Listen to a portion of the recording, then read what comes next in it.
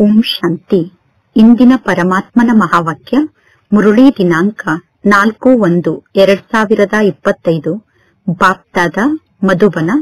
ಮಧುರ ಮಕ್ಕಳೇ, ಯಾವಾಗ ನೀವು ಅಶರೀರಿಯಾಗಿ ಪರಮಾತ್ಮ ತಂದೆಯನ್ನು ನೆನಪು ಮಾಡುತ್ತೀರೋ ಆಗ ನಿಮಗೋಸ್ಕರ ಈ ಜಗತ್ತೇ ಸಮಾಪ್ತಿಯಾಗುತ್ತದೆ. ನೀವು ಅಶರೀರಿಯಾಗಿ ಪರಮಾತ್ಮ ತಂದೆಯನ್ನು ನೆನಪು ಮಾಡಿದಾಗ ದೇಹ ಮತ್ತು ಜಗತ್ತು ಮರೆತು ಹೋಗಿ ಬಿಡುತ್ತದೆ. ಇಂದಿನ ಪ್ರಶ್ನೆಯಾಗಿದೆ, ಪರಮಾತ್ಮ ತಂದೆಯ ಮೂಲಕ ಎಲ್ಲಾ ಮಕ್ಕಳಿಗೂ ಜ್ಞಾನದ 3ನೇ ನೇತ್ರ ಏಕೆ ಪ್ರಾಪ್ತಿಯಾಗಿದೆ? ಉತ್ತರ, ಸ್ವಯಂ ಅನ್ನು ಆತ್ಮ ಎಂದು ತಿಳಿದುಕೊಂಡು ಪರಮಾತ್ಮ ತಂದೆ ಯಾರಾಗಿದ್ದಾರೆ, ಪರಮಾತ್ಮ ತಂದೆ ಹೇಗಿದ್ದಾರೆ, ಅದೇ ರೂಪದಲ್ಲಿ ಪರಮಾತ್ಮ ತಂದೆಯನ್ನು ನೆನಪು ಮಾಡುವುದಕ್ಕೋಸ್ಕರ ನಿಮಗೆ 3ನೇ ನೇತ್ರ ಪ್ರಾಪ್ತಿಯಾಗಿದೆ. ಆದರೆ ಈ 3ನೇ ನೇತ್ರ ಯಾವಾಗ ಕೆಲಸವನ್ನು ಮಾಡುತ್ತದೆ ಅಂದರೆ, ಯಾವಾಗ ನೀವು ಸಂಪೂರ್ಣ ಯೋಗಯುಕ್ತ ಸ್ಥಿತಿಯಲ್ಲಿ ಸ್ಥಿತ ಆಗುತ್ತೀರೋ ಆಗ ಈ 3ನೇ ನೇತ್ರ ಕಾರ್ಯವನ್ನು ಮಾಡುತ್ತದೆ. ಅಂದರೆ ಒಬ್ಬ ಪರಮಾತ್ಮ ತಂದೆಯ ಜೊತೆಗೆ ಸತ್ಯ ಪ್ರೀತಿ ಜೋಡಣೆ ಆಗಿರಬೇಕು. ಯಾವುದೇ ವ್ಯಕ್ತಿಯ ಹೆಸರು ಮತ್ತು ರೂಪದಲ್ಲಿ ನೀವು ಸಿಕ್ಕಿ ಹಾಕಿಕೊಂಡಿರಬಾರದು. ಮಾಯೆಯ ಬಗ್ಗೆ ಪ್ರೀತಿಯನ್ನು ಇಟ್ಟುಕೊಂಡಾಗ ಮಾಯೆ ವಿಘ್ನವನ್ನು ಹಾಕುತ್ತದೆ. ಇದೇ ಮಾತಿನಲ್ಲೇ ಮಕ್ಕಳು ಪೆಟ್ಟನ್ನು ತಿನ್ನುತ್ತಾರೆ. ಅಂದರೆ ಹೆಸರು ರೂಪದಲ್ಲಿ ಸಿಕ್ಕಿ ಹಾಕಿಕೊಳ್ಳುವ ಕಾರಣ ಮಕ್ಕಳು ಪೆಟ್ಟನ್ನು ತಿನ್ನುತ್ತಾರೆ. ಇಂದಿನ ಗೀತೆಯಾಗಿದೆ, ಸತ್ತರೂ ನಿಮ್ಮ ಮಡಿಲಿನಲ್ಲಿ, ಬದುಕಿದರೂ ನಿಮ್ಮ ಮಡಿಲಿನಲ್ಲಿ. ಓಂ ಶಾಂತಿ. ಬ್ರಾಹ್ಮಣ ಮಕ್ಕಳಾದ ನಿಮ್ಮನ್ನು ಬಿಟ್ಟು ಬೇರೆ ಯಾರು ಈ ಗೀತೆಯ ಅರ್ಥವನ್ನು ತಿಳಿದುಕೊಳ್ಳಲು ಸಾಧ್ಯ ಇಲ್ಲ.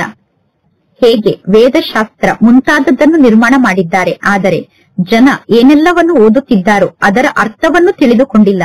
ಆದ್ದರಿಂದ ಪರಮಾತ್ಮ ತಂದೆ ತಿಳಿಸುತ್ತಾರೆ, ನಾನು ಬ್ರಹ್ಮನ ಮುಖದ ಮೂಲಕ ಎಲ್ಲಾ ವೇದಶಾಸ್ತ್ರದ ಸಾರವನ್ನು ನಿಮಗೆ ತಿಳಿಸುತ್ತೇನೆ. ಅದೇ ರೀತಿ ಈ ಗೀತೆಗಳ ಅರ್ಥವನ್ನು ಕೂಡ ಯಾರೂ ತಿಳಿದುಕೊಳ್ಳಲು ಸಾಧ್ಯ ಇಲ್ಲ. ಪರಮಾತ್ಮ ತಂದೆ ಬಂದು ಭಕ್ತಿ ಮಾರ್ಗದ ಈ ಗೀತೆಗಳ ಅರ್ಥವನ್ನು ತಿಳಿಸುತ್ತಾರೆ. ಆತ್ಮ ಯಾವಾಗ ಶರೀರದಿಂದ ಭಿನ್ನ ಆಗುತ್ತದೆಯೋ ಆಗ ಈ ಜಗತ್ತಿನ ಜೊತೆಗೆ ಆತ್ಮದ ಸಂಪೂರ್ಣ ಸಂಬಂಧ ಸಮಾಪ್ತಿಯಾಗಿ ಬಿಡುತ್ತದೆ.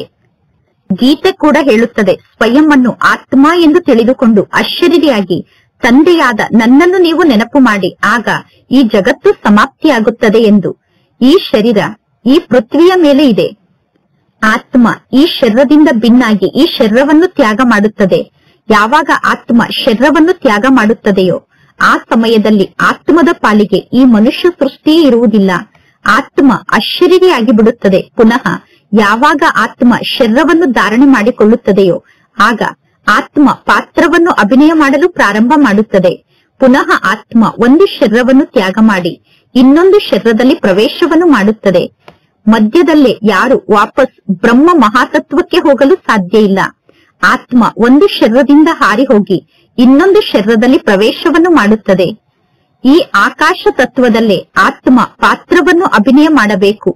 ಎಲ್ಲಾ ಆತ್ಮರು ಈ ಆಕಾಶ ತತ್ವದಲ್ಲೇ ಅಂದರೆ ಈ ಪಂಚತತ್ವದ ಲೋಕದಲ್ಲೇ ಪಾತ್ರವನ್ನು ಅಭಿನಯ ಮಾಡಬೇಕು. ಮಧ್ಯದಲ್ಲೇ ನಾವು ಮೂಲವತನಕ್ಕೆ ಹೋಗಲು ಸಾಧ್ಯ ಇಲ್ಲ.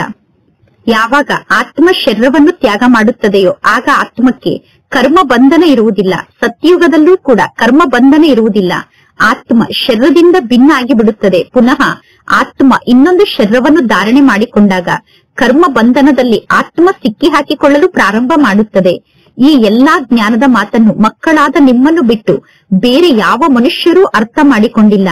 ಪರಮಾತ್ಮ ತಂದೆ ತಿಳಿಸಿದ್ದಾರೆ, ಎಲ್ಲರೂ ಸಂಪೂರ್ಣ ತಿಳುವಳಿಕೆಹೀನರಾಗಿದ್ದಾರೆ. ಆದರೆ ನಾನು ಬುದ್ಧಿಹೀನ ಆಗಿದ್ದೇನೆ ಎಂದು ಯಾರೂ ತಿಳಿದುಕೊಂಡಿಲ್ಲ. ಸ್ವಯಂ ಅನ್ನು ಬಹಳಷ್ಟು ಬುದ್ಧಿವಂತರು ಎಂದು ತಿಳಿದುಕೊಂಡಿದ್ದಾರೆ. ಶಾಂತಿಯ ಬಹುಮಾನವನ್ನು ಕೂಡ ಅನೇಕರಿಗೆ ನೀಡುತ್ತಿರುತ್ತಾರೆ. ಅಂದರೆ ಶಾಂತಿಯ ಪಾರಿತೋಷಿಕವನ್ನು ಅನೇಕರಿಗೆ ನೀಡುತ್ತಾರೆ. ಬ್ರಾಹ್ಮಣ ಕುಲಭೂಷಣರಾದ ನೀವು ಈ ಎಲ್ಲಾ ಮಾತನ್ನು ಚೆನ್ನಾಗಿ ಅರ್ಥ ಮಾಡಿಕೊಳ್ಳಬಹುದು. ಜಗತ್ತಿನ ಜನರಿಗೆ ಶಾಂತಿ ಎಂದು ಯಾವುದಕ್ಕೆ ಕರೆಯಲಾಗುತ್ತದೆ ಅನ್ನುವುದೂ ಕೂಡ ಗೊತ್ತಿಲ್ಲ. ಕೆಲವರು ಮಹಾತ್ಮರ ಬಳಿ ಹೋಗುತ್ತಾರೆ. ಮಹಾತ್ಮರ ಬಳಿ ಹೋಗಿ ಮನಸ್ಸಿಗೆ ಶಾಂತಿ ಸಿಗುವುದು ಹೇಗೆ, ಮನಃಶಾಂತಿಯನ್ನು ಪ್ರಾಪ್ತಿ ಮಾಡಿಕೊಳ್ಳುವುದು ಹೇಗೆ ಎಂದು ಕೇಳುತ್ತಾರೆ. ಇಡೀ ವಿಶ್ವದಲ್ಲಿ ಶಾಂತಿಯನ್ನು ಹೇಗೆ ಸ್ಥಾಪನೆ ಮಾಡುವುದು ಎಂದು ಇಲ್ಲಿ ನೀವು ಹೇಳುತ್ತೀರಾ. ಇನ್ನು ನಿರಾಕಾರಿ ಜಗತ್ತಿನಲ್ಲಿ ಶಾಂತಿಯನ್ನು ಹೇಗೆ ಸ್ಥಾಪನೆ ಮಾಡುವುದು ಎಂದು ಎಂದೂ ನೀವು ಹೇಳುವುದಿಲ್ಲ. ಏಕೆಂದರೆ ನಿರಾಕಾರಿ ಜಗತ್ತು ಶಾಂತಿಧಾಮ ಆಗಿದೆ. ಆತ್ಮರಾದ ನಾವು ಶಾಂತಿಧಾಮದಲ್ಲಿ ನಿವಾಸವನ್ನು ಮಾಡುತ್ತೇವೆ. ಆದರೆ ಇಲ್ಲಿ ಎಲ್ಲರೂ ಮನಸ್ಸಿಗೆ ಶಾಂತಿ ಬೇಕು ಎಂದು ಹೇಳುತ್ತಾರೆ. ಆದರೆ ಶಾಂತಿ ಹೇಗೆ ಸಿಗುತ್ತದೆ ಅನ್ನುವುದು ಯಾರಿಗೂ ಗೊತ್ತಿಲ್ಲ. ಶಾಂತಿಧಾಮ ನಮ್ಮೆಲ್ಲರ ಮನೆಯಾಗಿದೆ. ಇಲ್ಲಿ ಶಾಂತಿ ಹೇಗೆ ಸಿಗಲು ಸಾಧ್ಯ? ಇನ್ನು ಸತ್ಯಯುಗದಲ್ಲಿ ಸುಖ, ಶಾಂತಿ, ಸಂಪತ್ತು ಎಲ್ಲವೂ ಇರುತ್ತದೆ. ಅಂತಹ ಜಗತ್ತನ್ನು ಈಗ ಪರಮಾತ್ಮ ತಂದೆ ಸ್ಥಾಪನೆ ಮಾಡುತ್ತಾರೆ. ಈ ಕಲಿಯುಗದಲ್ಲಿ ಎಷ್ಟೊಂದು ಅಶಾಂತಿ ಇದೆ. ಈಗ ಈ ಎಲ್ಲಾ ಜ್ಞಾನದ ಮಾತನ್ನು ಮಕ್ಕಳಾದ ನೀವು ಅರ್ಥ ಮಾಡಿಕೊಂಡಿದ್ದೀರಾ. ಸುಖ, ಶಾಂತಿ, ಸಂಪತ್ತು ಭಾರತದಲ್ಲೇ ಇತ್ತು. ಸುಖ, ಶಾಂತಿ, ಸಂಪತ್ತು ಪರಮಾತ್ಮ ತಂದೆ ನಮಗೆ ನೀಡಿರುವಂತಹ ಆಸ್ತಿಯಾಗಿತ್ತು. ದುಃಖ, ಅಶಾಂತಿ, ಕಂಗಾಲಾಗುವಂತಹ ಸ್ಥಿತಿ ರಾವಣ ನಮಗೆ ನೀಡುವಂತಹ ಆಸ್ತಿಯಾಗಿದೆ. ಈ ಎಲ್ಲಾ ಮಾತನ್ನು ಬೇಹದ್ದಿನ ತಂದೆ ಕುಳಿತು ಮಕ್ಕಳಿಗೆ ತಿಳಿಸುತ್ತಾರೆ. ಪರಮಾತ್ಮ ತಂದೆ ಪರಮಧಾಮದಲ್ಲಿ ನಿವಾಸವನ್ನು ಮಾಡುವಂತಹ ತಂದೆ ಆಗಿದ್ದಾರೆ. ಪರಮಧಾಮದ ನಿವಾಸಿಯಾದಂತಹ ಪರಮಾತ್ಮ ತಂದೆ ಜ್ಞಾನದ ಸಾಗರ ಆಗಿದ್ದಾರೆ. ಪರಮಾತ್ಮ ತಂದೆ ಸುಖಧಾಮದ ಆಸ್ತಿಯನ್ನು ನಮಗೆ ನೀಡುತ್ತಾರೆ. ಪರಮಾತ್ಮ ತಂದೆ ಆತ್ಮರಾದ ನಮಗೆ ಜ್ಞಾನವನ್ನು ತಿಳಿಸುತ್ತಿದ್ದಾರೆ. ಈಗ ನಿಮಗೆ ಗೊತ್ತಿದೆ, ಆತ್ಮದಲ್ಲೇ ಜ್ಞಾನ ಇರುತ್ತದೆ. ಪರಮಾತ್ಮ ತಂದೆಗೆ ಜ್ಞಾನದ ಸಾಗರ ಎಂದು ಕರೆಯಲಾಗುತ್ತದೆ. ಜ್ಞಾನದ ಸಾಗರ ಆದಂತಹ ಪರಮಾತ್ಮ ತಂದೆ ಈ ಬ್ರಹ್ಮನ ತನುವಿನ ಮೂಲಕ ಇಡೀ ವಿಶ್ವದ ಇತಿಹಾಸ ಮತ್ತು ಭೂಗೋಳದ ಜ್ಞಾನವನ್ನು ತಿಳಿಸುತ್ತಾರೆ. ಈ ವಿಶ್ವಕ್ಕೂ ಒಂದು ಆಯಸ್ಸಂತೂ ಇರಲೇಬೇಕು ತಾನೆ. ಇದು ವಿಶ್ವ ಆಗಿದೆ. ಕೇವಲ ಹೊಸ ಜಗತ್ತು ಮತ್ತು ಹಳೆಯ ಜಗತ್ತು ಎಂದು ಕರೆಯಲಾಗುತ್ತದೆ. ಜಗತ್ತಂತೂ ಒಂದೇ ಆಗಿದೆ. ಆ ಒಂದೇ ಜಗತ್ತಿನಲ್ಲಿ ಹೊಸ ಜಗತ್ತು ಮತ್ತು ಹಳೆಯ ಜಗತ್ತು ಎಂದು ಕರೆಯಲಾಗುತ್ತದೆ. ಈ ಮಾತಿನ ಬಗ್ಗೆ ಮನುಷ್ಯರಿಗೆ ಸ್ವಲ್ಪ ಕೂಡ ಗೊತ್ತಿಲ್ಲ. ಹೊಸ ಜಗತ್ತು ಹಳೆಯ ಜಗತ್ತಾಗಲು ಎಷ್ಟು ಸಮಯ ಬೇಕಾಗುತ್ತದೆ? ಈಗ ಮಕ್ಕಳಾದ ನಿಮಗೆ ಗೊತ್ತಿದೆ, ಕಲಿಯುಗದ ನಂತರ ಅವಶ್ಯವಾಗಿ ಸತ್ಯುಗ ಬರುತ್ತದೆ. ಆದ್ದರಿಂದ ಕಲಿಯುಗ ಮತ್ತು ಸತ್ಯುಗದ ಸಂಗಮದ ಸಮಯದಲ್ಲಿ ಪರಮಾತ್ಮ ತಂದೆ ಈ ಸೃಷ್ಟಿಗೆ ಬರಬೇಕಾಗುತ್ತದೆ. ಈಗ ನಿಮ್ಮೆಲ್ಲರಿಗೂ ಗೊತ್ತಿದೆ, ಪರಂಪಿತ ಪರಮಾತ್ಮ ತಂದೆ ಬ್ರಹ್ಮನ ಮೂಲಕ ಹೊಸ ಜಗತ್ತನ್ನು ಸ್ಥಾಪನೆ ಮಾಡುತ್ತಾರೆ. ಶಂಕರನ ಮೂಲಕ ವಿನಾಶವನ್ನು ಮಾಡಿಸುತ್ತಾರೆ.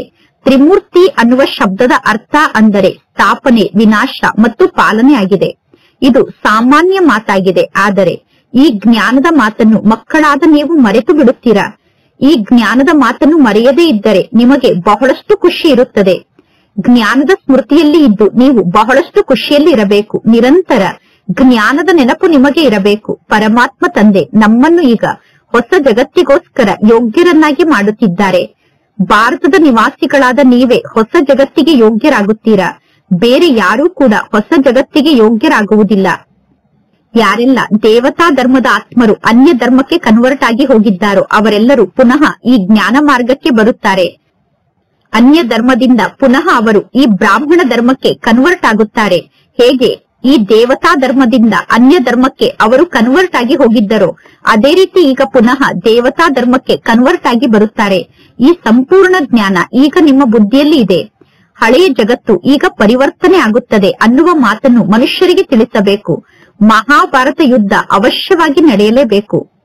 ಮಹಾಭಾರತದ ಯುದ್ಧದ ಸಮಯದಲ್ಲೇ ಪರಮಾತ್ಮ ತಂದೆ ಬಂದು ನಮಗೆ ರಾಜಯೋಗವನ್ನು ಕಲಿಸುತ್ತಾರೆ. ಯಾರು ರಾಜಯೋಗವನ್ನು ಕಲಿಯುತ್ತಾರೋ ಅವರು ಹೊಸ ಜಗತ್ತಿಗೆ ಹೋಗುತ್ತಾರೆ. ಸರ್ವಶ್ರೇಷ್ಠ ಒಬ್ಬ ಭಗವಂತ ತಂದೆಯಾಗಿದ್ದಾರೆ. ನಂತರ ಬ್ರಹ್ಮ, ವಿಷ್ಣು, ಶಂಕರರು ಶ್ರೇಷ್ಠರಾಗಿದ್ದಾರೆ. ಇನ್ನು ಈ ಸೃಷ್ಟಿಗೆ ಬಂದರೆ ಈ ಸೃಷ್ಟಿಯಲ್ಲಿ ಜಗದಂಬೆ ಮತ್ತು ಜಗತ್ಪಿತ ಮುಖ್ಯ ಅಂದರೆ ಶ್ರೇಷ್ಠ ಆಗಿದ್ದಾರೆ ಅನ್ನುವ ಮಾತನ್ನು ನೀವೀಗ ಎಲ್ಲರಿಗೂ ತಿಳಿಸಬೇಕು. ಪರಮಾತ್ಮ ತಂದೆ ಈ ಸಾಕಾರ ಜಗತ್ತಿನಲ್ಲೇ ಬ್ರಹ್ಮನ ತನುವಿನಲ್ಲಿ ಬರುತ್ತಾರೆ. ಅಂದ ಮೇಲೆ ಪ್ರಜಾಪಿತ ಬ್ರಹ್ಮ ಈ ಸಾಕಾರ ಜಗತ್ತಿನಲ್ಲೇ ಇರಬೇಕು. ಬ್ರಹ್ಮನ ಮೂಲಕ ಸೂಕ್ಷ್ಮ ವತನದಲ್ಲಿ ಸ್ಥಾಪನೆಯ ಕಾರ್ಯ ನಡೆಯುವುದಿಲ್ಲ. ಈ ಸಾಕಾರ ಜಗತ್ತಿನಲ್ಲೇ ಸ್ಥಾಪನೆಯ ಕಾರ್ಯ ನಡೆಯುತ್ತದೆ. ನೀವೀಗ ವ್ಯಕ್ತದಿಂದ ಅವ್ಯಕ್ತ ಆಗುತ್ತೀರಾ. ಅಂದರೆ ವ್ಯಕ್ತ ಶರೀರಧಾರಿಗಳಾಗಿರುವ ನೀವು ಅವ್ಯಕ್ತ ಸೂಕ್ಷ್ಮ ದೇವತೆಗಳಾಗುತ್ತೀರಾ. ಇಲ್ಲಿ ರಾಜಯೋಗವನ್ನು ಕಲಿತು ನಂತರ ವಿಷ್ಣುವಿನ 2 ರೂಪ ಅಂದರೆ ಲಕ್ಷ್ಮಿ ಮತ್ತು ನಾರಾಯಣ ಆಗುತ್ತೀರಾ. ಪ್ರಪಂಚದ ಇತಿಹಾಸ ಮತ್ತು ಭೂಗೋಳದ ಬಗ್ಗೆ ಅರ್ಥ ಮಾಡಿಕೊಳ್ಳಬೇಕು ತಾನೆ. ಮನುಷ್ಯರೇ ಈ ಇತಿಹಾಸ ಮತ್ತು ಭೂಗೋಳದ ಬಗ್ಗೆ ಅರ್ಥ ಮಾಡಿಕೊಳ್ಳುತ್ತಾರೆ. ವಿಶ್ವದ ಮಾಲೀಕ ಆದಂತಹ ಪರಮಾತ್ಮ ತಂದೆ ವಿಶ್ವದ ಇತಿಹಾಸ ಮತ್ತು ಭೂಗೋಳದ ಬಗ್ಗೆ ತಿಳಿಸಲು ಸಾಧ್ಯ. ವಿಶ್ವಕ್ಕೆ ಮಾಲೀಕ ಆದಂತಹ ತಂದೆ ಮಾತ್ರ ವಿಶ್ವದ ಇತಿಹಾಸ ಮತ್ತು ಭೂಗೋಳದ ಬಗ್ಗೆ ತಿಳಿಸಲು ಸಾಧ್ಯ. ಪರಮಾತ್ಮ ತಂದೆ ಜ್ಞಾನದ ಸಾಗರ ಆಗಿದ್ದಾರೆ. ಪರಮಾತ್ಮ ತಂದೆ ಪುನರ್ಜನ್ಮ ರಹಿತ ಆಗಿದ್ದಾರೆ. ಪರಮಾತ್ಮ ತಂದೆಯನ್ನು ಬಿಟ್ಟು ಬೇರೆ ಯಾರ ಬುದ್ಧಿಯಲ್ಲೂ ಈ ಜ್ಞಾನ ಇಲ್ಲ. ನಿಮ್ಮಲ್ಲಿ ಪರೀಕ್ಷಿಸುವಂತಹ ಬುದ್ಧಿ ಇರಬೇಕು. ಇವರ ಬುದ್ಧಿಯಲ್ಲಿ ಸ್ವಲ್ಪವಾದರೂ ಜ್ಞಾನ ಧಾರಣೆ ಆಗಿದೆಯೋ ಅಥವಾ ಸ್ವಲ್ಪ ಕೂಡ ಜ್ಞಾನ ಧಾರಣೆ ಆಗಿಲ್ಲವೋ ಎಂದು ನಿಮಗೆ ಗೊತ್ತಾಗಬೇಕು. ನೀವು ನಾಡಿಯನ್ನು ನೋಡಬೇಕು. ಅಜ್ಮಲ್ ಖಾನ್ ಅನ್ನುವ ಪ್ರಸಿದ್ಧ ವೈದ್ಯರು ಮೊದಲು ಇದ್ದರು. ಅಜ್ಮಲ್ ಖಾನ್ ಅನ್ನುವಂತಹ ವೈದ್ಯನಿಗೆ ವ್ಯಕ್ತಿಯನ್ನು ನೋಡಿದ ತಕ್ಷಣ ಅವರ ಕಾಯಿಲೆಯ ಬಗ್ಗೆ ಗೊತ್ತಾಗುತ್ತಿತ್ತು ಎಂದು ಎಲ್ಲರೂ ಹೇಳುತ್ತಾರೆ. ಇಂಥವರು ಪರಮಾತ್ಮ ತಂದೆಯ ಮಕ್ಕಳಾಗಿ ಉಳಿದುಕೊಳ್ಳಲು ಯೋಗ್ಯರಾಗಿದ್ದಾರೋ ಅಥವಾ ಇಲ್ಲವೋ ಎಂದು ಮಕ್ಕಳಾದ ನಿಮಗೂ ಕೂಡ ಅರ್ಥ ಆಗಬೇಕು. ಪರಮಾತ್ಮ ತಂದೆ ಮಕ್ಕಳಿಗೆ ಜ್ಞಾನದ 3ನೇ ನೇತ್ರವನ್ನು ನೀಡಿದ್ದಾರೆ. ಆ ಜ್ಞಾನದ 3ನೇ ನೇತ್ರದ ಮೂಲಕ ನೀವು ಸ್ವಯಂವನ್ನು ಆತ್ಮ ಎಂದು ತಿಳಿದುಕೊಂಡು ಪರಮಾತ್ಮ ತಂದೆ ಯಾರಾಗಿದ್ದಾರೋ, ತಂದೆ ಹೇಗಿದ್ದಾರೋ ಅದೇ ರೂಪದಲ್ಲಿ ಪರಮಾತ್ಮ ತಂದೆಯನ್ನು ನೆನಪು ಮಾಡುತ್ತೀರಾ. ಆದರೆ ಯಾರು ಈ ರೀತಿ ತಂದೆಯನ್ನು ಯಥಾರ್ಥವಾಗಿ ಅರ್ಥ ಮಾಡಿಕೊಂಡು ನೆನಪು ಮಾಡುವಂತಹ ಬುದ್ಧಿ ಉಳ್ಳವರಾಗಿದ್ದಾರೆ ಅಂದರೆ ಯಾರು ಸಂಪೂರ್ಣ ಯೋಗಯುಕ್ತರಾಗಿದ್ದಾರೋ, ಯಾರಿಗೆ ಒಬ್ಬ ತಂದೆಯ ಜೊತೆಗೆ ಪ್ರೀತಿ ಇದೆಯೋ ಅಂದರೆ ಒಬ್ಬ ತಂದೆಯ ಜೊತೆಗೆ ಯಾರು ಪ್ರೀತಿ ಬುದ್ಧಿ ಉಳ್ಳವರಾಗಿದ್ದಾರೋ ಅವರು ಸ್ವಯಂವನ್ನು ಆತ್ಮ ಎಂದು ತಿಳಿದುಕೊಂಡು ಪರಮಾತ್ಮ ತಂದೆ ಯಾರಾಗಿದ್ದಾರೋ, ಪರಮಾತ್ಮ ತಂದೆ ಹೇಗಿದ್ದಾರೋ ಅದೇ ರೂಪದಲ್ಲಿ ತಂದೆಯನ್ನು ನೆನಪು ಮಾಡುತ್ತಾರೆ. ಎಲ್ಲರೂ ಪರಮಾತ್ಮ ತಂದೆಯನ್ನು ಯಥಾರ್ಥವಾಗಿ ಅರ್ಥ ಮಾಡಿಕೊಂಡು ನೆನಪು ಮಾಡಲು ಸಾಧ್ಯ ಇಲ್ಲ. ಒಬ್ಬರು ಇನ್ನೊಬ್ಬರ ಹೆಸರು ರೂಪದಲ್ಲಿ ಸಿಕ್ಕಿ ಹಾಕಿಕೊಂಡಿರುತ್ತಾರೆ. ಪರಮಾತ್ಮ ತಂದೆ ತಿಳಿಸುತ್ತಾರೆ, ತಂದೆಯಾದ ನನ್ನ ಜೊತೆಗೆ ನಿಮ್ಮ ಪ್ರೀತಿಯನ್ನು ಜೋಡಣೆ ಮಾಡಿ. ಆದರೆ ಮಾಯೆ ಎಷ್ಟು ಶಕ್ತಿಶಾಲಿಯಾಗಿದೆ ಅಂದರೆ ಪರಮಾತ್ಮ ತಂದೆಯ ಜೊತೆಗೆ ಪ್ರೀತಿಯನ್ನು ಜೋಡಣೆ ಮಾಡಲು ಮಾಯೆ ಬಿಡುವುದಿಲ್ಲ. ಮಾಯೆ ಕೂಡ ನೋಡುತ್ತದೆ, ನನ್ನ ಗಿರಾಕಿಗಳು ನನ್ನ ಕೈಯನ್ನು ಬಿಟ್ಟು ಹೋಗುತ್ತಿದ್ದಾರೆ ಎಂದು. ನನ್ನ ಗಿರಾಕಿಗಳು ನನ್ನ ಕೈಯನ್ನು ಬಿಟ್ಟು ಹೋಗುತ್ತಿದ್ದಾರೆ ಎಂದು ಯಾವಾಗ ಮಾಯೆಗೆ ಗೊತ್ತಾಗುತ್ತದೆಯೋ ಆಗ ಮಾಯೆ ತಕ್ಷಣ ಮೂಗು ಮತ್ತು ಕಿವಿಯನ್ನು ಹಿಡಿದು ಬಿಡುತ್ತದೆ. ಪುನಃ ಮಕ್ಕಳು ಮೋಸ ಹೋಗುತ್ತಾರೆ ಅಂದರೆ ಮಾಯೆ ಮಕ್ಕಳಿಗೆ ಮೋಸವನ್ನು ಮಾಡುತ್ತದೆ, ಪೆಟ್ಟನ್ನು ಕೊಡುತ್ತದೆ. ನಂತರ ಮಕ್ಕಳು ತಿಳಿದುಕೊಳ್ಳುತ್ತಾರೆ, ಮಾಯೆ ನನಗೆ ಮೋಸವನ್ನು ಮಾಡಿತು, ನಾನು ಮಾಯೆಯ ಮೂಲಕ ಪೆಟ್ಟನ್ನು ತಿಂದು ಬಿಟ್ಟೆ ಎಂದು. ಯಾರು ಮಾಯೆಗೆ ಮೋಸ ಹೋಗುತ್ತಾರೋ, ಮಾಯೆಯ ಮೂಲಕ ಪೆಟ್ಟನ್ನು ತಿನ್ನುತ್ತಾರೋ ಅಂತವರು ಮಾಯಾಜೀತರು, ಜಗಜ್ಜೀತರು ಆಗಲು ಸಾಧ್ಯ ಇಲ್ಲ. ಯಾರು ಮಾಯೆಯ ಮೂಲಕ ಪೆಟ್ಟನ್ನು ತಿನ್ನುತ್ತಾರೋ ಅವರು ಶ್ರೇಷ್ಠ ಪದವಿಯನ್ನು ಪಡೆದುಕೊಳ್ಳಲು ಸಾಧ್ಯ ಇಲ್ಲ. ಈ ಜ್ಞಾನ ಮಾರ್ಗದಲ್ಲಿ ನೀವು ಪರಿಶ್ರಮವನ್ನು ಪಡಬೇಕು. ಶ್ರೀಮತ ಹೇಳುತ್ತದೆ, ತಂದೆಯಾದ ನನ್ನೊಬ್ಬನನ್ನೇ ನೀವು ನೆನಪು ಮಾಡಿ. ಆಗ ನಿಮ್ಮ ಬುದ್ಧಿ ಏನು ಪತಿತ ಬುದ್ಧಿಯಾಗಿದೆಯೋ ಆ ಬುದ್ಧಿ ಪಾವನ ಬುದ್ಧಿ ಆಗುತ್ತದೆ. ಆದರೆ ಕೆಲವರಿಗೆ ಪರಮಾತ್ಮ ತಂದೆಯನ್ನು ನೆನಪು ಮಾಡುವುದು ಬಹಳ ಕಷ್ಟ ಎಂದು ಅನುಭವ ಆಗುತ್ತದೆ. ಈ ಜ್ಞಾನ ಮಾರ್ಗದಲ್ಲಿ ಕೇವಲ ಒಂದೇ ಸಬ್ಜೆಕ್ಟ್ ಇದೆ, ತಂದೆ ಮತ್ತು ಆಸ್ತಿಯನ್ನು ನೆನಪು ಮಾಡಿದರೆ ಸಾಕು. ಈ 2 ಶಬ್ದವನ್ನೂ ಕೂಡ ನೆನಪು ಮಾಡಲು ನಿಮಗೆ ಸಾಧ್ಯ ಆಗುವುದಿಲ್ಲ ಏನು? ಪರಮಾತ್ಮ ತಂದೆ ತಂದೆಯಾದ ನನ್ನನ್ನು ನೆನಪು ಮಾಡಿ ಎಂದು ನಿಮಗೆ ತಿಳಿಸುತ್ತಾರೆ. ನೀವು ಪುನಃ ಸ್ವಯಂನ ದೇಹವನ್ನು ನೆನಪು ಮಾಡುತ್ತೀರಾ ಅಥವಾ ಅನ್ಯರ ದೇಹವನ್ನು ನೆನಪು ಮಾಡುತ್ತೀರಾ? ಪರಮಾತ್ಮ ತಂದೆ ತಿಳಿಸುತ್ತಾರೆ, ದೇಹವನ್ನು ನೋಡುತ್ತಿದ್ದರೂ ಕೂಡ ನೀವು ತಂದೆಯಾದ ನನ್ನನ್ನು ನೆನಪು ಮಾಡಿ ಎಂದು. ಪರಮಾತ್ಮ ತಂದೆಯನ್ನು ನೋಡುವುದಕ್ಕೋಸ್ಕರ, ತಂದೆಯನ್ನು ಅರ್ಥ ಮಾಡಿಕೊಳ್ಳುವುದಕ್ಕೋಸ್ಕರ ಆತ್ಮಕ್ಕೆ ಈಗ 3ನೇ ನೇತ್ರ ಪ್ರಾಪ್ತಿಯಾಗಿದೆ. ಅಂದ ಮೇಲೆ ಆ 3ನೇ ನೇತ್ರದ ಮೂಲಕ ಕೆಲಸವನ್ನು ಮಾಡಿಸಿಕೊಳ್ಳಿ, ಅಂದರೆ 3ನೇ ನೇತ್ರವನ್ನು ಉಪಯೋಗ ಮಾಡಿ. ಈಗ ಮಕ್ಕಳಾದ ನೀವು ತ್ರಿನೇತ್ರಿಗಳು ಮತ್ತು ತ್ರಿಕಾಲದರ್ಶಿಗಳು ಆಗುತ್ತೀರಾ.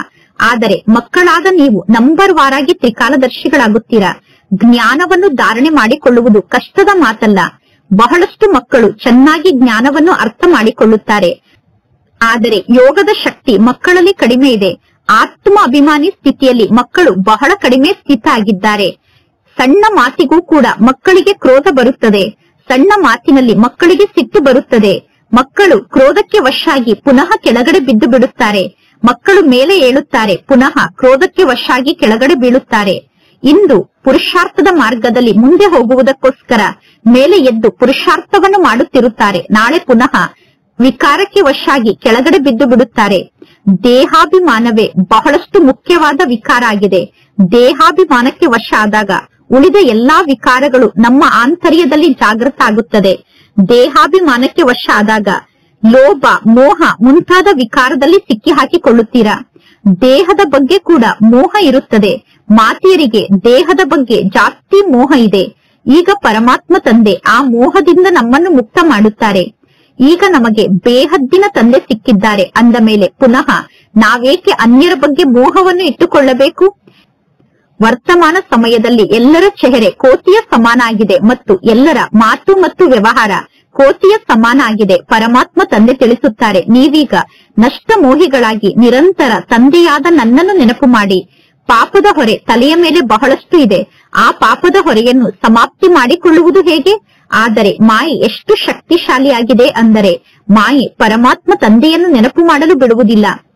ಬಲೆ ನೀವು ಎಷ್ಟಾದರೂ ತಲೆಯನ್ನು ಚಚ್ಚಿಕೊಳ್ಳಿ, ಆದರೆ ಗಳಿಗೆ ಗಳಿಗೆಗೂ ಮಾಯೆ ಬುದ್ಧಿಯಲ್ಲಿರುವಂತಹ ತಂದೆಯ ನೆನಪನ್ನು ಹಾರಿ ಹೋಗುವಂತೆ ಮಾಡುತ್ತದೆ. ಅತಿ ಪ್ರೀತಿಯ ತಂದೆಯಾದ ಪರಮಾತ್ಮ ತಂದೆಯ ಮಹಿಮೆಯನ್ನು ಮಾಡಬೇಕು ಎಂದು ನೀವು ಎಷ್ಟೊಂದು ಪ್ರಯತ್ನವನ್ನು ಪಡುತ್ತೀರಾ. ಬಾಬಾ, ನಾವೀಗ ನಿಮ್ಮ ಬಳಿ ಬಂದೆವು ಅಂದರೆ ಬಂದೇ ಬಿಟ್ಟೆವು ಎಂದು ತಂದೆಯನ್ನು ನೆನಪು ಮಾಡುತ್ತೀರಾ. ಆದರೆ ಪುನಃ ತಂದೆಯ ನೆನಪು ಮರೆತು ಹೋಗುತ್ತದೆ. ಬುದ್ಧಿ ಬೇರೆ ಬೇರೆ ಕಡೆ ಹೋಗಿ ಬಿಡುತ್ತದೆ. ನಂಬರ್ 1 ನಲ್ಲಿ ಬರುವಂತಹ ಬ್ರಹ್ಮ ತಂದೆ ಕೂಡ ಪುರುಷಾರ್ಥಿಯಾಗಿದ್ದಾರೆ. ನಾವೀಗ ಪರಮಾತ್ಮ ತಂದೆಗೆ ವಿದ್ಯಾರ್ಥಿಗಳಾಗಿದ್ದೇವೆ ಅನ್ನುವ ಮಾತು ಸದಾ ನಮ್ಮ ಬುದ್ಧಿಯಲ್ಲಿ ಇರಬೇಕು. ಗೀತೆಯಲ್ಲೂ ಕೂಡ ಭಗವಾನ್ ವಾಚ್ ಅನ್ನುವ ಶಬ್ದ ಇದೆ. ಈಗ ನಾನು ನಿಮ್ಮನ್ನು ರಾಜರಿಗೆ ರಾಜರನ್ನಾಗಿ ಮಾಡುತ್ತೇನೆ ಅನ್ನುವ ಶಬ್ದ ಭಗವದ್ಗೀತೆಯಲ್ಲಿ ಇದೆ. ಆದರೆ ಗೀತೆಯಲ್ಲಿ ಶಿವ ತಂದೆಯ ಹೆಸರನ್ನು ತೋರಿಸುವ ಬದಲು ಶ್ರೀಕೃಷ್ಣನ ಹೆಸರನ್ನು ತೋರಿಸಿದ್ದಾರೆ. ವಾಸ್ತವದಲ್ಲಿ ಶಿವ ಜಯಂತಿಯನ್ನು ಇಡೀ ಜಗತ್ತಿನಲ್ಲಿ ಆಚರಣೆ ಮಾಡಬೇಕು.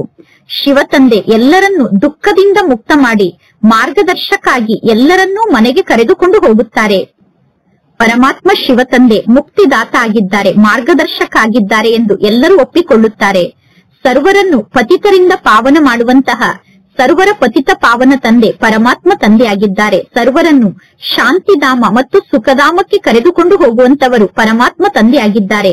ಅಂದ ಮೇಲೆ ನೀವು ಏಕೆ ಅವರ ಜಯಂತಿಯನ್ನು ಆಚರಣೆ ಮಾಡುವುದಿಲ್ಲ? ಭಾರತದ ನಿವಾಸಿಗಳೇ ಶಿವ ಜಯಂತಿಯನ್ನು ಆಚರಣೆ ಮಾಡುವುದಿಲ್ಲ. ಆದ್ದರಿಂದ ಭಾರತದ ಗತಿ ಎಷ್ಟೊಂದು ಕೆಟ್ಟ ಗತಿಯಾಗಿದೆ ಅಂದರೆ ಎಲ್ಲರೂ ದುರ್ಗತಿಯನ್ನು ಪ್ರಾಪ್ತಿ ಮಾಡಿಕೊಂಡಿದ್ದಾರೆ.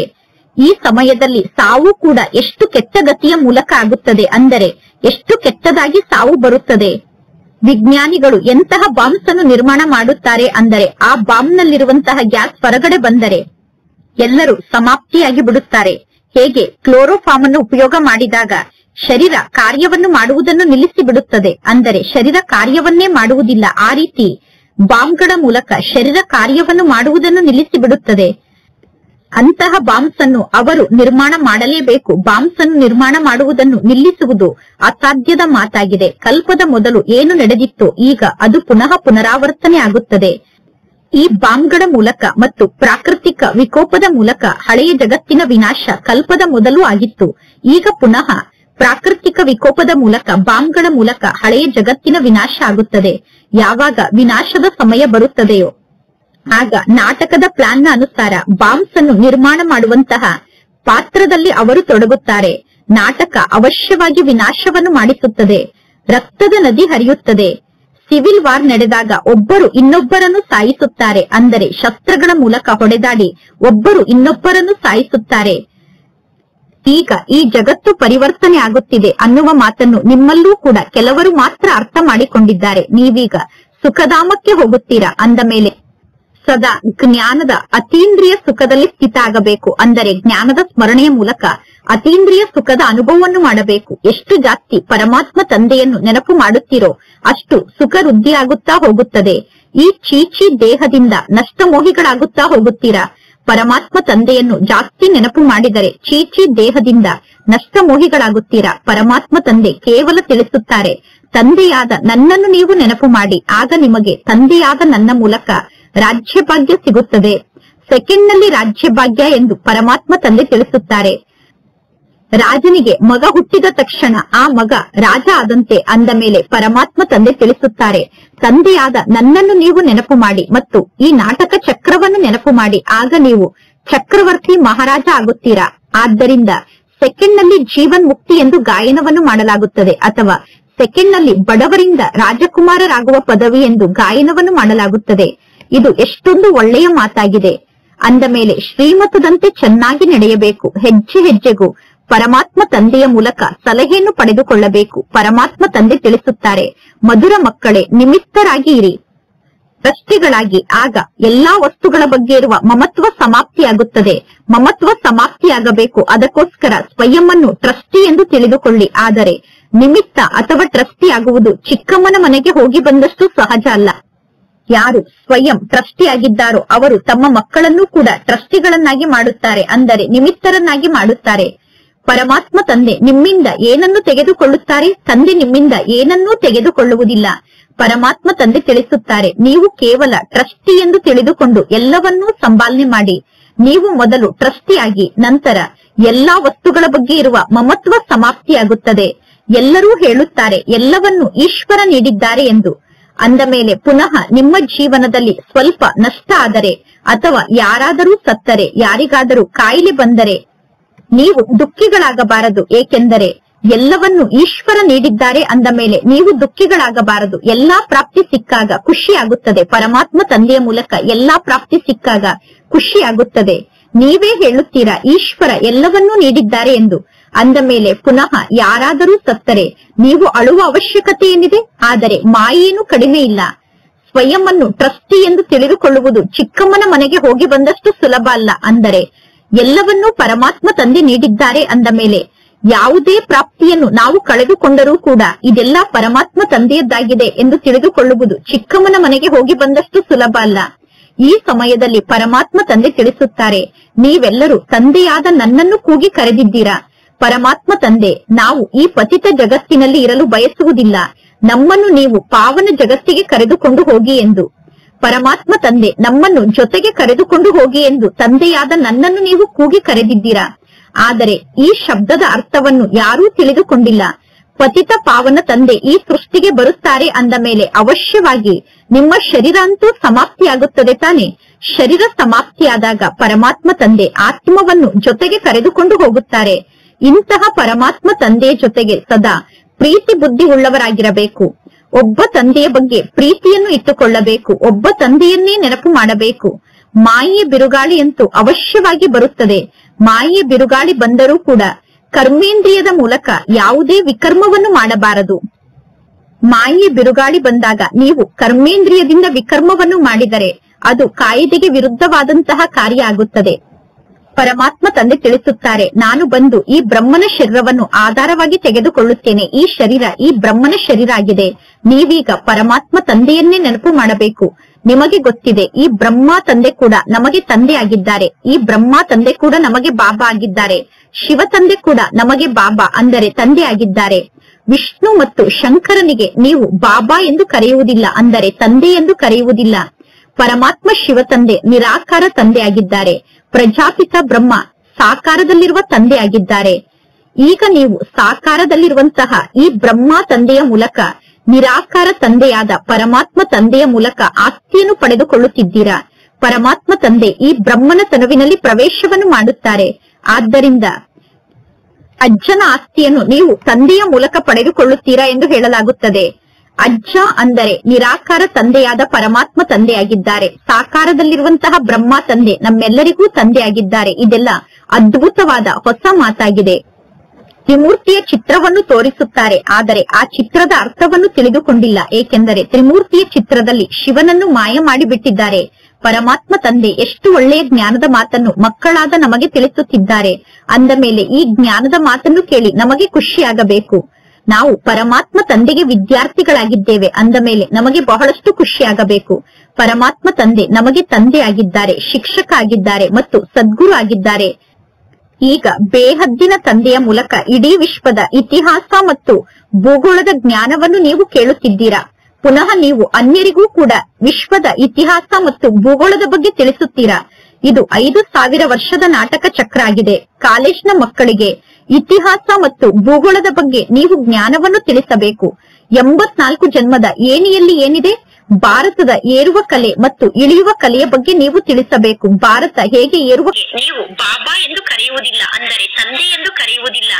ಪರಮಾತ್ಮ ಶಿವ ತಂದೆ ನಿರಾಕಾರ ತಂದೆ ಆಗಿದ್ದಾರೆ. ಪ್ರಜಾಪಿತ ಬ್ರಹ್ಮ ಸಾಕಾರದಲ್ಲಿರುವ ತಂದೆ ಆಗಿದ್ದಾರೆ. ಈಗ ನೀವು ಸಾಕಾರದಲ್ಲಿರುವಂತಹ ಈ ಬ್ರಹ್ಮ ತಂದೆಯ ಮೂಲಕ ನಿರಾಕಾರ ತಂದೆಯಾದ ಪರಮಾತ್ಮ ತಂದೆಯ ಮೂಲಕ ಆಸ್ತಿಯನ್ನು ಪಡೆದುಕೊಳ್ಳುತ್ತಿದ್ದೀರಾ. ಪರಮಾತ್ಮ ತಂದೆ ಈ ಬ್ರಹ್ಮನ ತನುವಿನಲ್ಲಿ ಪ್ರವೇಶವನ್ನು ಮಾಡುತ್ತಾರೆ. ಆದ್ದರಿಂದ ಅಜ್ಜನ ಆಸ್ತಿಯನ್ನು ನೀವು ತಂದೆಯ ಮೂಲಕ ಪಡೆದುಕೊಳ್ಳುತ್ತೀರಾ ಎಂದು ಹೇಳಲಾಗುತ್ತದೆ. ಅಜ್ಜ ಅಂದರೆ ನಿರಾಕಾರ ತಂದೆಯಾದ ಪರಮಾತ್ಮ ತಂದೆಯಾಗಿದ್ದಾರೆ. ಸಾಕಾರದಲ್ಲಿರುವಂತಹ ಬ್ರಹ್ಮ ತಂದೆ ನಮ್ಮೆಲ್ಲರಿಗೂ ತಂದೆಯಾಗಿದ್ದಾರೆ. ಇದೆಲ್ಲ ಅದ್ಭುತವಾದ ಹೊಸ ಮಾತಾಗಿದೆ.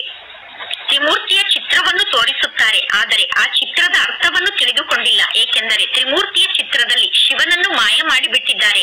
ಪರಮಾತ್ಮ ತಂದೆ ಎಷ್ಟು ಒಳ್ಳೆಯ ಜ್ಞಾನದ ಮಾತನ್ನು ಮಕ್ಕಳಾದ ನಮಗೆ ತಿಳಿಸುತ್ತಿದ್ದಾರೆ. ಅಂದ ಮೇಲೆ ಈ ಜ್ಞಾನದ ಮಾತನ್ನು ಕೇಳಿ ನಮಗೆ ಖುಷಿಯಾಗಬೇಕು. ನಾವು ಪರಮಾತ್ಮ ತಂದೆಗೆ ವಿದ್ಯಾರ್ಥಿಗಳಾಗಿದ್ದೇವೆ ಅಂದ ಮೇಲೆ ನಮಗೆ ಬಹಳಷ್ಟು ಖುಷಿಯಾಗಬೇಕು. ಪರಮಾತ್ಮ ತಂದೆ ನಮಗೆ ತಂದೆ ಆಗಿದ್ದಾರೆ, ಶಿಕ್ಷಕ ಆಗಿದ್ದಾರೆ ಮತ್ತು ಸದ್ಗುರು ಆಗಿದ್ದಾರೆ. ಈಗ ಬೇಹದ್ದಿನ ತಂದೆಯ ಮೂಲಕ ಇಡೀ ವಿಶ್ವದ ಇತಿಹಾಸ ಮತ್ತು ಭೂಗೋಳದ ಜ್ಞಾನವನ್ನು ನೀವು ಕೇಳುತ್ತಿದ್ದೀರಾ. ಪುನಃ ನೀವು ಅನ್ಯರಿಗೂ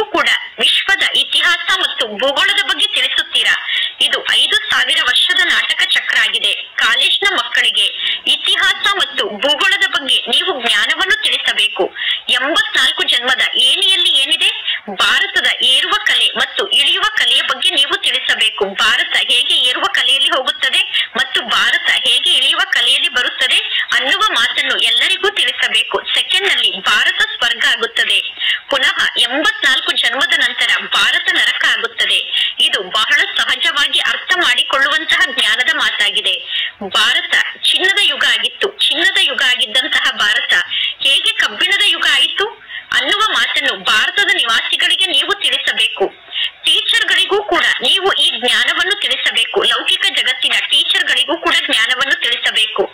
ಆ ಟೀಚರ್ಗಳ ಬಳಿ ಸ್ಥೂಲವಾದ ಜ್ಞಾನ ಅಂದರೆ ಶಾರೀರಿಕ ಜ್ಞಾನ ಇದೆ. ಈ ಜ್ಞಾನ ಆತ್ಮಿಕ ಜ್ಞಾನ ಆಗಿದೆ. ಶಾರೀರಿಕ ಜ್ಞಾನವನ್ನು ಮನುಷ್ಯರು ತಿಳಿಸುತ್ತಾರೆ, ಆತ್ಮಿಕ ಜ್ಞಾನವನ್ನು ಪರಮಾತ್ಮ ತಂದೆ ನೀಡುತ್ತಾರೆ. ಪರಮಾತ್ಮ ತಂದೆ ಮನುಷ್ಯ ಸೃಷ್ಟಿಯ ಬೀಜರೂಪ ಆಗಿದ್ದಾರೆ. ಅಂದ ಮೇಲೆ ಪರಮಾತ್ಮ ತಂದೆಯ ಬಳಿ ಸಂಪೂರ್ಣ ಮನುಷ್ಯ ಸೃಷ್ಟಿಯ ಜ್ಞಾನ ಇದೆ. ಒಳ್ಳೆಯದು. ಮಧುರಾತಿ ಮಧುರ ಅಗಲಿ ಹೋಗಿ ಮರಳಿ ಸಿಕ್ಕಿರುವ ಮಕ್ಕಳ ಪ್ರತಿ ಮಾಸ್ಪಿತಾ ಬಾಪ್ತಾದರವರ ನೆನಪು, ಪ್ರೀತಿ ಹಾಗೂ ಸುಪ್ರಭಾತ. ಆತ್ಮಿಕ ಮಕ್ಕಳಿಗೆ ಆತ್ಮಿಕ ತಂದೆಯ ನಮಸ್ತೆ, ಆತ್ಮಿಕ ತಂದೆಗೆ ಆತ್ಮಿಕ ಮಕ್ಕಳ ನೆನಪು, ಪ್ರೀತಿ ಹಾಗೂ ನಮಸ್ತೆ ನಮಸ್ತೆ ನಮಸ್ತೆ. ಧಾರಣೆಗೋಸ್ಕರ ಮುಖ್ಯ ಸಾರ. ಫಸ್ಟ್ ಪಾಯಿಂಟ್, ಈ ಚೀಚಿ ದೇಹದ ಬಗ್ಗೆ ಸಂಪೂರ್ಣ ನಷ್ಟ ಮೋಹಿಗಳಾಗಿ ಜ್ಞಾನದ ಅತೀಂದ್ರಿಯ ಸುಖದ ಅನುಭವದಲ್ಲಿ ಸ್ಥಿತ ಆಗಬೇಕು. ಈಗ ಈ ಜಗತ್ತು ಪರಿವರ್ತನೆ ಆಗುತ್ತಾ ಇದೆ. ನಾವೀಗ ನಮ್ಮ ಸುಖಧಾಮಕ್ಕೆ ಹೋಗುತ್ತೇವೆ ಅನ್ನುವ ಸ್ಮೃತಿ ಸದಾ ಬುದ್ಧಿಯಲ್ಲಿ ಇರಬೇಕು. ಸೆಕೆಂಡ್ ಪಾಯಿಂಟ್, ಟ್ರಸ್ಟಿಗಳಾಗಿ ಎಲ್ಲವನ್ನೂ ಸಂಪಾಲನೆ ಮಾಡುತ್ತಿದ್ದರು ಎಲ್ಲದರ ಬಗ್ಗೆ ಇರುವಂತಹ ಮಮತ್ವವನ್ನು ಸಮಾಪ್ತಿ ಮಾಡಿಕೊಳ್ಳಬೇಕು. ನಿಮಿತ್ತರಾಗಿ ಎಲ್ಲವನ್ನೂ ಸಂಪಾಲನೆ ಮಾಡುತ್ತಾ ಮಮತ್ವವನ್ನು ಸಮಾಪ್ತಿ ಮಾಡಿಕೊಳ್ಳಬೇಕು. ಒಬ್ಬ ಪರಮಾತ್ಮ ತಂದೆಯ ಜೊತೆ ಸತ್ಯ ಪ್ರೀತಿಯನ್ನು ಇಟ್ಟುಕೊಳ್ಳಬೇಕು. ಕರ್ಮೇಂದ್ರಿಯದಿಂದ ಎಂದು ಯಾವುದೇ ಪ್ರಕಾರದ ವಿಕರ್ಮವನ್ನು ಮಾಡಬಾರದು. ಇಂದಿನ ವರದಾನ ಆಗಿದೆ, ಬ್ರಹ್ಮ ತಂದೆಯ ಸಮಾನ ಸರ್ವಶ್ರೇಷ್ಠ ಚಿತ್ರವನ್ನು ರೂಪಿಸಿಕೊಳ್ಳುವಂತಹ ಪರೋಪಕಾರಿಗಳಾಗಿ ಶ್ರೇಷ್ಠ ಸ್ಮೃತಿ ಮತ್ತು ಶ್ರೇಷ್ಠ ಕರ್ಮದ ಮೂಲಕ ಅದೃಷ್ಟದ ಚಿತ್ರವನ್ನು ಎಲ್ಲಾ ಮಕ್ಕಳು ರೂಪಿಸಿಕೊಂಡಿದ್ದೀರಾ. ಆದರೆ ಈಗ ಆ ಚಿತ್ರದ ಲಾಸ್ಟ್ ಟಚಿಂಗ್ ಮಾತ್ರ ಉಳಿದುಕೊಂಡಿದೆ. ಆ ಲಾಸ್ಟ್ ಟಚಿಂಗ್ ಅಂದರೆ ಸಂಪೂರ್ಣತೆಯ ಟಚಿಂಗ್ ಆಗಿದೆ, ಅಥವಾ ಬ್ರಹ್ಮ ತಂದೆಯ ಸಮಾನ ಸರ್ವಶ್ರೇಷ್ಠರಾಗುವಂತಹ ಟಚಿಂಗ್ ಆಗಿದೆ. ಅಂತಹ ಶ್ರೇಷ್ಠ ಸ್ಥಿತಿಯನ್ನು ರೂಪಿಸಿಕೊಳ್ಳಲು ಪರೋಪಕಾರಿಗಳಾಗಿ ಅಂದರೆ ಸ್ವಾರ್ಥದ ಭಾವನೆಯಿಂದ ಸದಾ ಮುಕ್ತರಾಗಿ ಪ್ರತಿಯೊಂದು ಪರಿಸ್ಥಿತಿಯಲ್ಲೂ ಪ್ರತಿಯೊಂದು ಕಾರ್ಯದಲ್ಲೂ ಪ್ರತಿಯೊಬ್ಬರಿಗೂ ಸಹಯೋಗಿಗಳಾಗಿ ಸಂಘಟನೆಯಲ್ಲಿ ಎಷ್ಟು ನಿಸ್ವಾರ್ಥ ಸ್ಥಿತಿಯಲ್ಲಿ ಸ್ಥಿತ ಆಗಲು ಸಾಧ್ಯವೋ ಅಷ್ಟು ನಿಸ್ವಾರ್ಥ ಸ್ಥಿತಿಯಲ್ಲಿ ಸ್ಥಿತ ಆಗಬೇಕು. ಆಗ ನೀವು ಪರೋಪಕಾರಿಗಳಾಗಲು ಸಾಧ್ಯ. ನೀವು ಎಷ್ಟು ಜಾಸ್ತಿ ನಿಸ್ವಾರ್ಥ ಸ್ಥಿತಿಯಲ್ಲಿ ಸ್ಥಿತ ಆಗುತ್ತೀರೋ ಅಷ್ಟು ಜಾಸ್ತಿ ಪರೋಪಕಾರಿಗಳಾಗಲು ಸಾಧ್ಯ. ಪರೋಪಕಾರಿಗಳಾದಾಗ ಸದಾ ಸ್ವಯಂ ಭರ್ಪೂರ್ ಆಗಿದ್ದೇನೆ ಎಂದು ನೀವು ಅನುಭವವನ್ನು ಮಾಡುತ್ತೀರಾ. ಸದಾ ಪ್ರಾಪ್ತಿ ಸ್ವರೂಪ ಸ್ಥಿತಿಯಲ್ಲಿ ಸ್ಥಿತ ಆಗುತ್ತೀರಾ. ಸ್ವಯಂನ ಬಗ್ಗೆ ಏನನ್ನೂ ಕೂಡ ಆಗ ನೀವು ಸ್ವೀಕಾರ ಮಾಡುವುದಿಲ್ಲ. ಅಂದರೆ ಯಾವ ಪ್ರಾಪ್ತಿಯನ್ನು ಸ್ವಯಂ ನೀವು ಆಗ ಸ್ವೀಕಾರ ಮಾಡುವುದಿಲ್ಲ. ಇಂದಿನ ಸ್ಲೋಗನ್ ಆಗಿದೆ, ಸರ್ವಂಶ ತ್ಯಾಗಿಗಳಾದಾಗ ಸರಳತೆ ಅಥವಾ ಸಹನಶೀಲತೆಯ ಗುಣ ಬರುತ್ತದೆ. ಸರಳತೆ ಅಥವಾ ಸಹನಶೀಲತೆಯ ಗುಣವನ್ನು ಧಾರಣೆ ಮಾಡಿಕೊಳ್ಳಲು ಸರ್ವಂಶ ತ್ಯಾಗಿಗಳಾಗಬೇಕು. ಒಳ್ಳೆಯದು. ಅವ್ಯಕ್ತ ಮಾಸ ಆದಂತಹ ಈ ಜನವರಿ ತಿಂಗಳಲ್ಲಿ ಬ್ರಹ್ಮ ತಂದೆಯ ಸಮಾನ ಅವ್ಯಕ್ತ ಸ್ಥಿತಿಯನ್ನು ರೂಪಿಸಿಕೊಳ್ಳುವುದಕ್ಕೋಸ್ಕರ ಇಂದಿನ ಅವ್ಯಕ್ತ ಸೂಚನೆಯಾಗಿದೆ. ನಿಮ್ಮ ಶಕ್ತಿಶಾಲಿ ಮನಸ್ಸಿನ ಮೂಲಕ ಎಲ್ಲರಿಗೂ ಶಕ್ತಿಯ ಸಹಯೋಗವನ್ನು ನೀಡುವಂತಹ ಸೇವೆಯನ್ನು ಮಾಡಿ.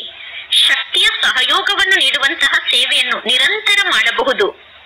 ಶಕ್ತಿಯ ಮೂಲಕ ಸಹಯೋಗವನ್ನು ನೀಡುವಂತಹ ಸೇವೆಯಲ್ಲಿ ನನ್ನ ಆರೋಗ್ಯ ಸರಿಯಿಲ್ಲ ಅನ್ನುವ ಮಾತು ಬರಲು ಸಾಧ್ಯ ಇಲ್ಲ, ಅಥವಾ ಈ ಸೇವೆಯನ್ನು ಮಾಡಲು ನನಗೆ ಸಮಯ ಇಲ್ಲ ಅನ್ನುವ ಮಾತು ಬರಲು ಸಾಧ್ಯ ಇಲ್ಲ.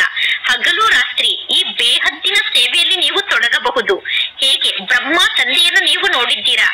ರಾತ್ರಿ ಬ್ರಹ್ಮ ತಂದೆಗೆ ಯಾವಾಗ ಎಚ್ಚರ ಆಗುತ್ತಿತ್ತೋ ಬ್ರಹ್ಮ ತಂದೆ ಕಣ್ಣನ್ನು ಬಿಟ್ಟ ತಕ್ಷಣ ಬೇಹದ್ದಿನ ಇಡೀ ವಿಶ್ವಕ್ಕೆ ಶಕ್ತಿಯ ಸಹಯೋಗವನ್ನು ನೀಡುವಂತಹ ಸೇವೆಯನ್ನು ಮಾಡುತ್ತಿದ್ದರು. ಅದೇ ರೀತಿ ಬ್ರಹ್ಮ ತಂದೆಯನ್ನು ಅನುಕರಣೆ ಮಾಡಿ.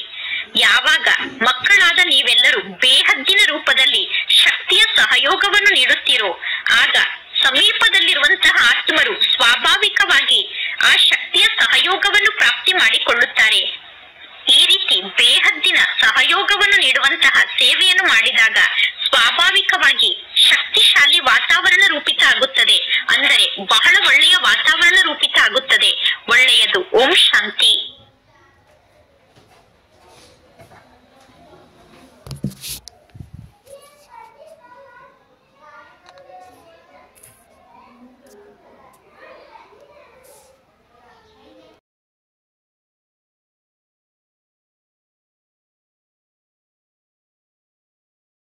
ಕಲೆಯಲ್ಲಿ